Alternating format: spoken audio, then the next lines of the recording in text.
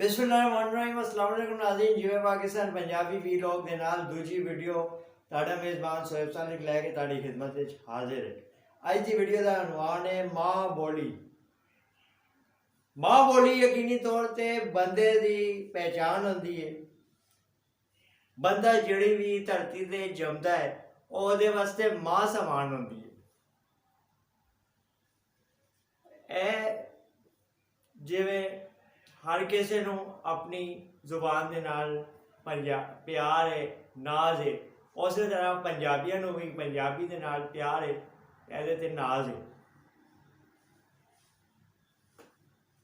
ਇਹ पंजाबी चाहता है भई ਉਹਦੀ जुबान ਵਿੱਚ गल की जाए। ਇਹਦੇ ਲਈ ਜ਼ਰੂਰੀ है भई ਅਸੀਂ अपने बालों ਨੂੰ पंजाबी सिखाइए तो अपनी बोलियां होइयां कदी शर्म महसूस ना करिए।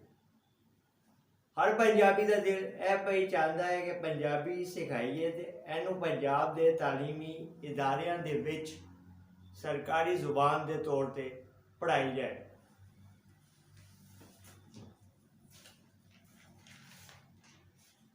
माँ बोली जिवें दूजे सूबे दे विच पढ़ाई जाती है उस तरह पंजाब दे विच भी पंजाबी माँ बोली के तौर पर पढ़ाई जानी चाहिए।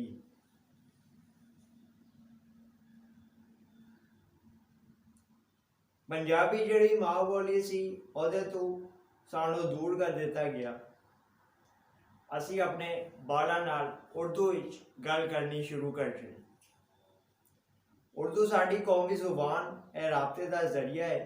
इस लई वो भी साडे वास्ते मानयोग है। पर इहदे नाल नाल पंजाबी जुबान नू अपना के अगे वधाउण दी लोड़ है। असीं उम्मीद करने कि भई पंजाब हुकूमत दी इस बारे जरूर गौर करेगी ते कम अज कम मैट्रिक तक पंजाबी नू लाजमी तालीम का दर्जा दिता जाए। इहदे वास्ते लाजमी तालीम विच पढ़ाउण दा प्रबंध किया जाएगा। हुण सोएब सालिक नू इस पंजाबी वीलॉग की दूजी एपीसोड तो इजाज़त दो। इंशाअल्लाह अगे दोबारा मुलाकात होएगी नवे मौजू के नाल। उदों तक रब रखा। पाकिस्तान जिंदाबाद।